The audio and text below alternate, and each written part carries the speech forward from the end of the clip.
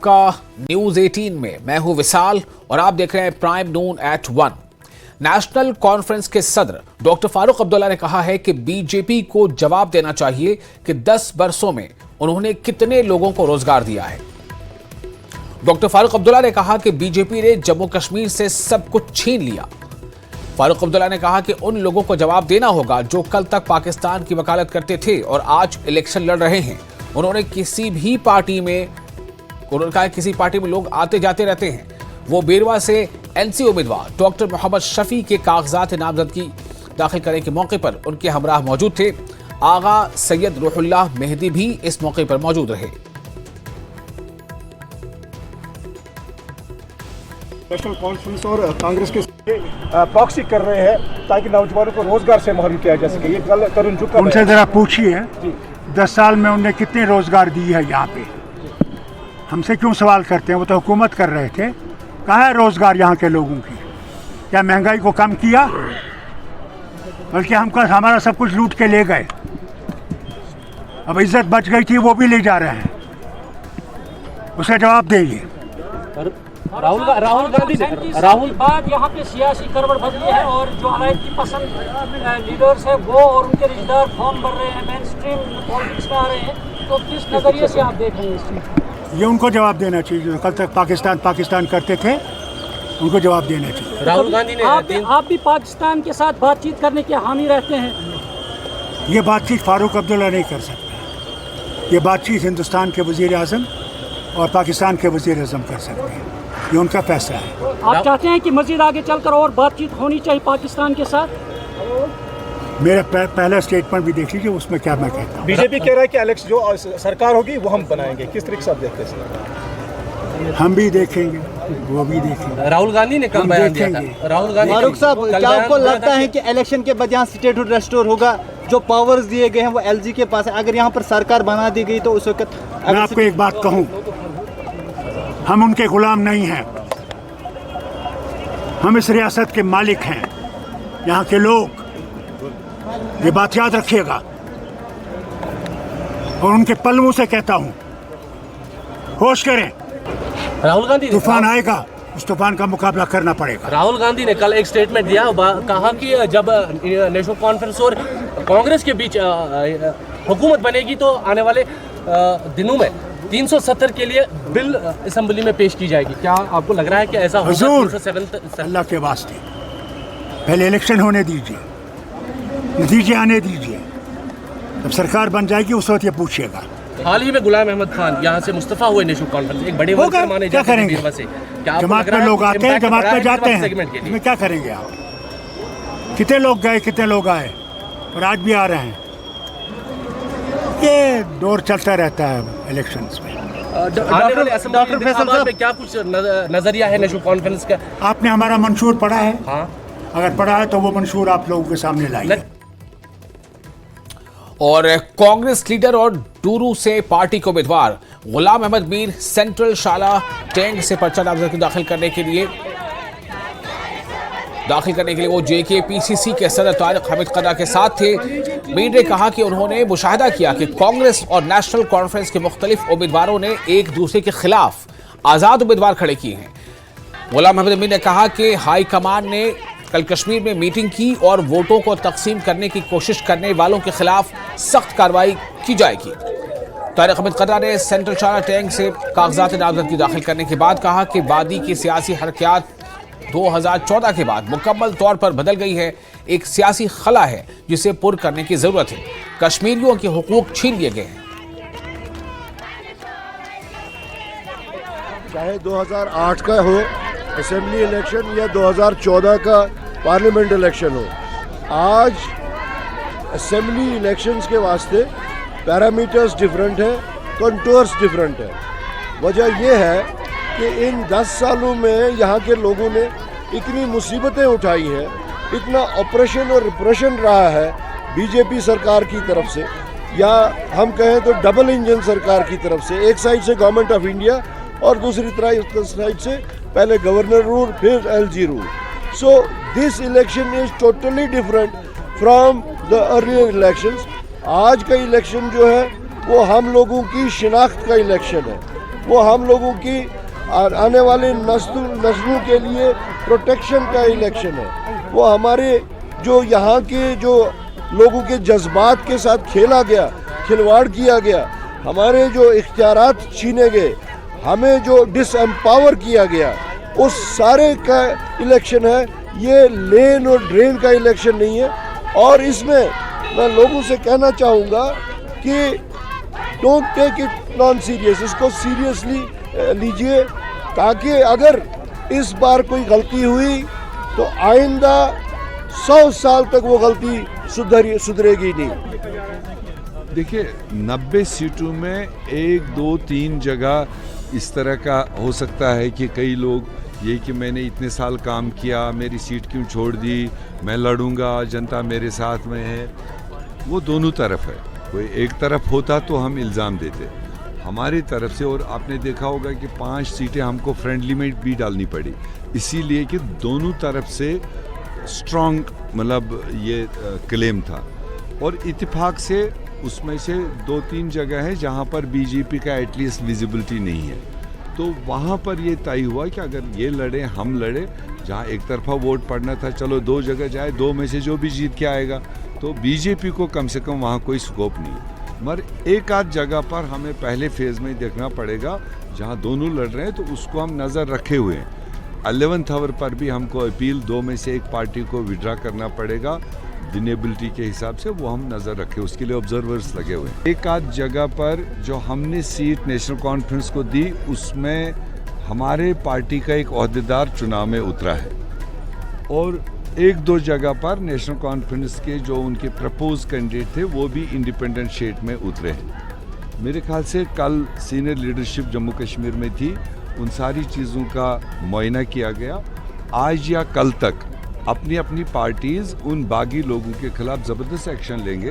कांग्रेस भी अपने बागी जो नहीं विड्रा किया उस पर स्ट्रॉन्ग एक्शन ली जाएगी। और सीनियर बीजेपी लीडर और मेंबर पार्लियामेंट अनुराग ठाकुर आज किश्तवाड़ के दौरे पर हैं। वो एक रोड शो में शिरकत कर रहे हैं। अनुराग ठाकुर बीजेपी उम्मीदवार बराए किश्तवाड़ शगुन परिहार और परडा नागसैनी हल्के के उम्मीदवार सुनील शर्मा के हक में इंतखाबी मुहिम चला रहे हैं। उनकी यात्रा में काफी तादाद में पार्टी कारकुन और लीडरान शामिल हैं।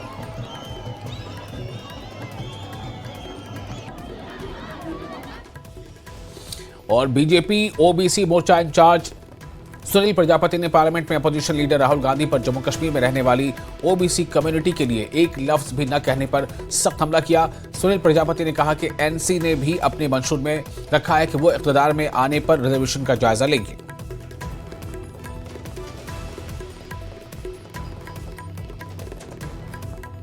ओबीसी मोर्चा के प्रेसिडेंट सुनील प्रजापति हमारे साथ मौजूद हैं। आपने निशाना साधा है राहुल गांधी पे और कहा है कि ओबीसी पे कल कोई बात नहीं की गई उनकी। बिल्कुल, मैं आपके माध्यम से बताना चाहता हूं, क्योंकि पिछले मैं लगभग 6 महीने से सुन रहा हूं कि जब भी कहीं बात होती है वो ओबीसी की बात करते हैं, लेकिन जम्मू कश्मीर में आके उनकी बोलती क्यों बंद होगी। मैं ये सवाल पूछना चाहता हूं कि क्या जम्मू कश्मीर में ओबीसी समाज नहीं रहता है? उनको ये देखना पड़ेगा, क्या वो जम्मू कश्मीर को भारत का हिस्सा नहीं मानते हैं? अगर वो कहते हैं कि ये देश संविधान से चलेगा, तो क्या जम्मू कश्मीर में भारत का संविधान नहीं लागू होता है? मेरा उनसे यही सवाल है कि जम्मू कश्मीर में भी जो ओबीसी समाज हैं ये भी भारतवासी हैं। यहाँ पर अगर आए थे उनको बात रखनी चाहिए थी, लेकिन उन्होंने अपने जो उनका गठबंधन है उसके हिसाब से यहाँ पे बात की, तो बड़ी काफ़ी निंदनीय है। नेशनल कॉन्फ्रेंस ने भी अपने मैनिफेस्टो में कहा है कि हम रिजर्वेशंस पे उन्होंने बात की है। बीजेपी का क्या कहना है? जो उन्होंने अपने मैनिफेस्टो में बात की है कि हम रिजर्वेशन को रिव्यू करेंगे, और जो इतने सालों से उन्होंने रिजर्वेशन नहीं दी है ओबीसी समाज को, आज भाजपा ने अगर रिजर्वेशन दी है, जो हमारी सरकार है, तो मेरा उनसे ये सवाल है वो क्या रिव्यू करने चाहते हैं? कि क्या वो ओबीसी की रिजर्वेशन बंद करना चाहते हैं? मेरा आपके माध्यम से उनसे सवाल है, उमर अब्दुल्ला जी से, फारूक अब्दुल्ला जी से, क्या वो ओबीसी की रिजर्वेशन को बंद करना चाहते हैं? हाल ही में ओबीसी समाज की तरफ से जम्मू में प्रोटेस्ट किया गया, कुछ कोर्ट की कुछ उसमें डायरेक्शंस थी। बीजेपी का क्या मानना है कि क्या अमेंडमेंट की जो बात हो रही थी क्या होनी चाहिए? अमेंडमेंट, देखिए बात ये है कि इसमें थोड़ी सारी चीज़ें हैं। जो हमारा जम्मू कश्मीर का रिजर्वेशन एक्ट है, इसमें सेंटर के हिसाब से रूलिंग अलग है।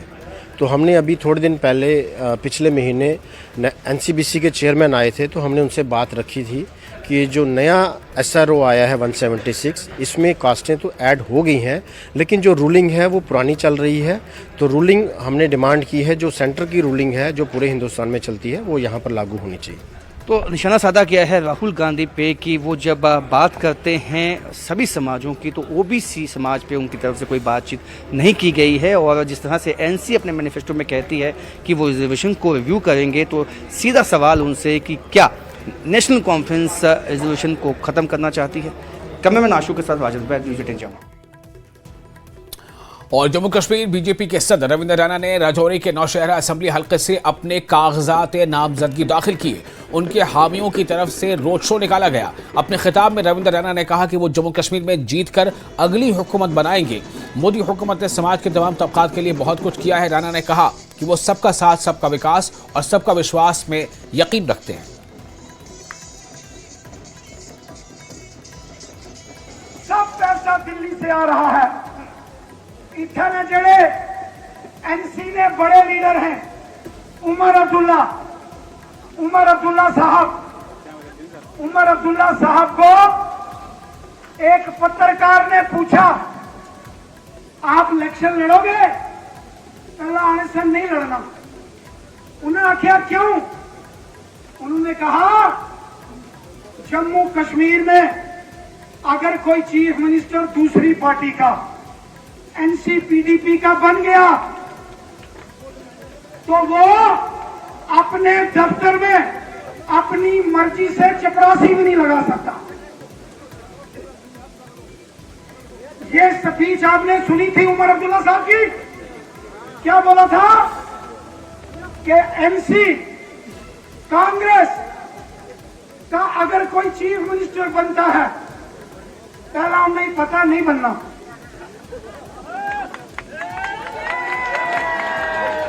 पहला नहीं पता इन्होंने नहीं बनी सकना।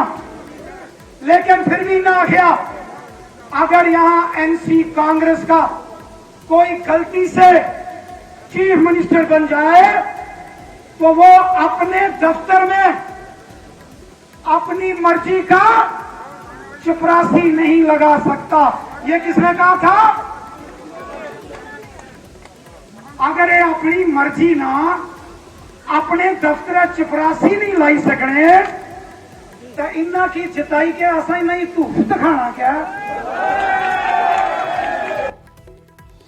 और नेशनल कॉन्फ्रेंस के सूबाई सदर नासिर असलमानी का कहना है कि अब की बार नेशनल कॉन्फ्रेंस अपने दम पर हुकूमत तश्कील देगी। उन्होंने कहा कि नेशनल कॉन्फ्रेंस सिर्फ पार्टी नहीं बल्कि एक तहरीक है और जम्मू कश्मीर के अवाम की बेहतरीन तर्जुमान है। उन्होंने कहा कि अवामी इत्तेहाद पार्टी का ड्रामा अवाम समझ चुके हैं।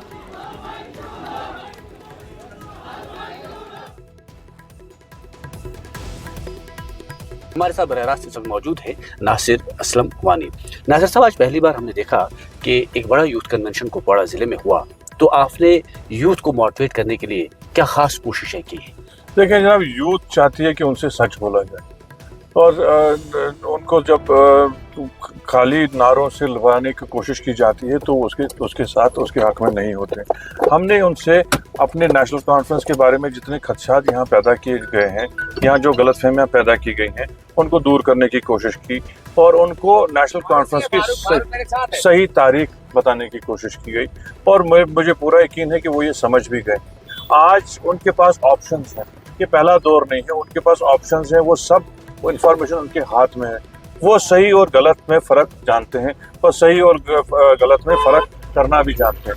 और मुझे लगता है कि जो मैंने उनसे साफ गोई में बात की और जो उनको लगा कि हम कुछ उनके लिए फोकस्ड काम करना चाहते हैं, उससे मुझे लगता है कि वो ज़्यादा से ज़्यादा तादाद में हमसे जुड़े हुए हैं। तो आपको क्या लग रहा है, तो जो आने वाला इलेक्शन है, क्या वो आपके लिए चैलेंज हो सकता है या आपको लग रहा है कि लोग नेशनल कॉन्फ्रेंस के साथ जुड़ रहे हैं? देखिए, इलेक्शन हर कोई चैलेंज होता है, कोई भी इलेक्शन आसान नहीं होता है और ख़ासकर इस पिछले जो अभी गया पार्लियामेंट इलेक्शन, इसके बाद हम किसी भी चीज़ को चांस पे नहीं छोड़ सकते हैं, किसी चीज़ को फॉर ग्रांटेड नहीं ले सकते हैं। हमने इलेक्शन पिछली दफ़ा लड़ा पार्टीज़ के खिलाफ, हमने इंडिविजुअल्स को देखा नहीं, इंडिविजुअल्स के बारे में हमने कोई उस वक्त बात नहीं की। तो आज हम कोई भी चीज़ चांस पे नहीं छोड़ेंगे, हम हर चीज़ को सीरियसली और बारीकी से देखेंगे और उसी तरह उसका जो है तोड़ भी करेंगे। लोगों से भी यही अपील कर रहा हूँ, जैसे मैंने तकरीर में भी कहा, जज्बात में अपने वोट को ज़ाया ना करें, सही सोच से वोट दें। तो ये थे नासिर असलम वानी, जो सूबाई सदर हैं, जिन्होंने साफ कर दिया कि अब नौजवानों को ये बताया जा रहा है कि नेशनल कॉन्फ्रेंस के काम क्या थे और नेशनल कॉन्फ्रेंस ने नौजवानों के लिए बेहतर मुस्तकबिल क्या चुना है। तो उन्हें लग रहा है कि अब खासतौर पर नौजवान जो है वो नेशनल कॉन्फ्रेंस का जुड़ रहे हैं। नेटवर्क 18 के लिए याह्या सुल्तान।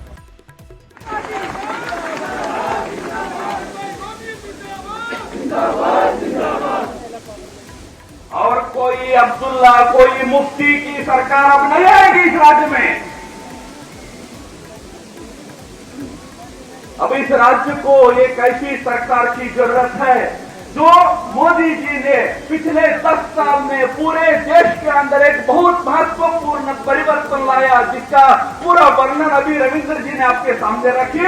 उसी दिशा में अपने राज्य को आगे ले जाने वाली सरकार चाहिए। ऐसी सरकार बनाने के लिए हम प्रतिबद्ध हैं। और हमारे विरोधी का क्या हालत है? वो राज्य को आगे ले जाना नहीं चाहते हैं, पीछे ले जाना चाहते हैं। वो कह रहे हैं कि फिर से हम 370 पर ले जाएंगे, हम रिजर्वेशन खत्म कर देंगे। हमने कहा कि भाई शेड्यूल ट्राइब्स को रिजर्वेशन चाहिए, शेड्यूल कास्ट को रिजर्वेशन चाहिए, महिलाओं को अधिकार चाहिए। एनसी कांग्रेस का मैनिफेस्टो कहता है ये सब वापस कर देंगे, राज्य को फिर वापस ले जाएंगे, 2019 के पहले की स्थिति में ले जाएंगे। आप यहाँ के राज्यवासी हैं, आपको याद होगा एनसी वाले कभी भी सरकार में आते हैं आगे की बात नहीं करते हैं, कैसे पीछे ले जाना इसी की बात करते हैं। जब 370 मिला था तब कहते थे हम 98 पे चले जाएंगे। अब 98 तो मिला नहीं, 370 भी गई। अब कह रहे हैं कि 370 भी लाएंगे, 91 लाएंगे। भाई 91 की बात कब की है मालूम है आपको? 1953 की। तब शेख अब्दुल्ला 91 बोलता था तो नेहरू उनको उठाकर जेल में डाल दिया। अब 70 साल बाद फिर से वही मंत्र का जाप कर रहे हैं अब्दुल्ला साहब और मुफ्ती मैडम। राज्य को कहां ले जाना चाहते? पीछे ले जाना चाहते? हम ले जाने नहीं देंगे। जम्मू कश्मीर की जनता इस राज्य को अब आगे ही ले जाएगी। मोदी जी जो विकसित भारत की संकल्पना लिए हैं 2047 में, 2047 में, उस 2047 के विकसित भारत की संकल्पना में आगे के 10 राज्यों में जम्मू कश्मीर रहेगा मित्रों। इसलिए इन पार्टियों से सावधान। और फिलहाल यहां रुकेंगे छोटे से ब्रेक के लिए। ब्रेक के बाद खबरों का सिलसिला जारी रहेगा।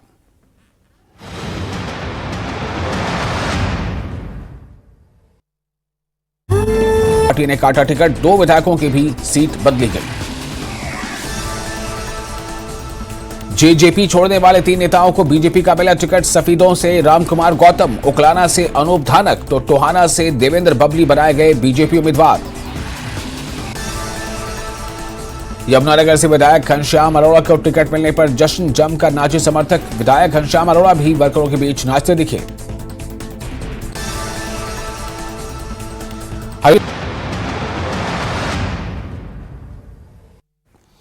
ब्रेक के बाद एक बार फिर आपका स्वागत है न्यूज 18 में। आप देख रहे हैं प्राइम नून एट 1। मैं हूं विशाल।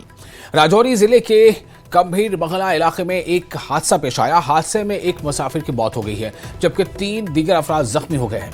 यह हादसा उस वक्त पेश आया जब श्रीनगर से आ रही एक टाटा मोबाइल गाड़ी को बंगला इलाके में ड्राइवर के काबू से बाहर होकर वो गाड़ी हादसे का शिकार हो गई। पुलिस ने फौरी कार्रवाई अमल में लाई और लाश को कानूनी लवाजमात पूरा करने के बाद अहले खाना को सौंप दिया है, जबकि जख्मियों को अस्पताल मुंतकिल किया गया है। इस मामले में पुलिस ने केस भी दर्ज कर तफ्तीश शुरू कर दी है।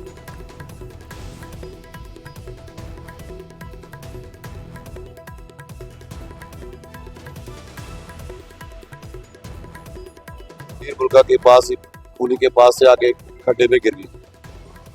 उसमें मेरा सेब भरा हुआ था, 80 से 100 क्रेट था। कोई पता नहीं चला गाड़ी कैसे गिर गई। कितने 4 थे। ठहर में गल कर बस फोन कटी गया। ਤੁਸੀਂ ਕਿਹੜੇ ਪਤਾ ਲੱਗਾ? 2 बजे लगा। और गुज़िश्ता रात चोरों ने आरएसपुरा इलाके के गांव टोटे में वाक़ा श्री दुर्गा माता मंदिर में चोरी की वारदात को अंजाम दिया। चोरों ने मंदिर से सोने के जेवरात और नकदी चोरी कर ली, जो कि माता रानी की मूर्ति को चढ़ाए जाने वाले थे। वाक़े की इत्तला मिलते ही मीरा साहब पुलिस ने मौके पर पहुंचकर तफ्तीश शुरू कर दी है। मकामी लोगों के मुताबिक रात गए चोरों ने मंदिर में चोरी की वारदात को अंजाम दिया। गाँव के साबिक पंच रमेश चौधरी ने कहा कि जब वो सुबह तकरीबन 4 बजे मंदिर पहुंचे तो उन्होंने मंदिर का मेन गेट खुला हुआ देखा और मूर्ति के बाहर का शीशा भी टूटा हुआ था और माता रानी की मूर्ति भी गायब थी। उन्होंने कसूरवारों को जल्द अज जल्द गिरफ्तार करने का मुतालबा किया है। घर है तूतड़े ग्रां है, शिव दुर्गा मंदिर है। मैं सवेरे 3:45 बजे उठी है। पहले मैं मंदिर आना ना इन्नी मैं मंडी जाना।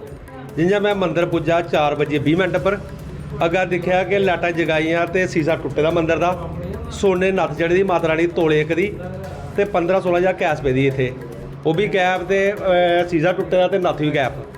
मतलब थोड़े पता है चिट्टा बड़ा साई दा, चिट्टे कारण लोग ये कम्म करा देना ते जेह्ड़े बच्चे ने तुहानूं पता है चिट्टा घर घर खा देना, चिट्टा बेचने थोड़ी रोकथाम होनी चाहिदी है। ते थोड़े सामने दिक्खी लो जो भी है तुहाडे सामने घटना है ते ओहदे बाद च पुलिस भी कीती, फोन किया वो भी आ दी है, वो भी आई दिक्खी लैंदी है। ये कहना चाहना। और जम्मू कश्मीर असेंबली इंतखाबात के लिए बहुजन समाज पार्टी की तरफ से ऐलान करदा उम्मीदवारों की फहरिस्त में बिशन दास भगत को सुचेतगढ़ असेंबली हल्के से पार्टी का उम्मीदवार करार दिया गया है। जब बिशन दास भगत को बहुजन समाज पार्टी ने उम्मीदवार बनाया तो पार्टी कारकुनों और उनके हामियों ने उनका पुरतपाक इस्तकबाल किया और मिठाइयां बांटकर जश्न मनाया। इस मौके पर सुचेतगढ़ असेंबली हल्के से उम्मीदवार बनने पर बिशन दास भगत ने पार्टी हाईकमान का शुक्रिया अदा किया और कहा कि पार्टी ने उन पर जो एतमाद किया है उसकी वजह से उन्हें पूरी उम्मीद है कि इलाके के लोग इस एतमाद को बरकरार रखेंगे।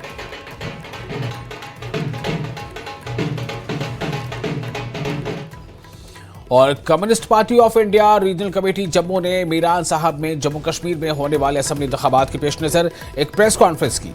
श्री हरि सिंह रीजनल सेक्रेटरी ने कहा कि गुज़िश्ता माह हमारी रियासती कमेटी की मीटिंग में हमने कश्मीर रीजन से 4 असेंबली सीटों और जम्मू रीजन से 2 सीटों पर इलेक्शन लड़ने का फैसला किया है और बाद में हमारी रीजनल कमेटी जम्मू से आरएसपुरा और कठुआ असेंबली हल्कों से इलेक्शन लड़ने का फैसला किया था। लेकिन इंडिया अलायंस के फैसले और हमारी पार्टी हाईकमान की हिदायत के मुताबिक हमने जम्मू के इलाके में 2 सीटों यानी आरएसपुरा और कठुआ से अपना उम्मीदवार वापस ले लिया है। भारतीय जनता पार्टी के उम्मीदवारों को शिकस्त देने के लिए मुख्तलिफ हल्कों से नेशनल कॉन्फ्रेंस और इंडियन नेशनल कांग्रेस के उम्मीदवारों की हिमायत का वादा किया है।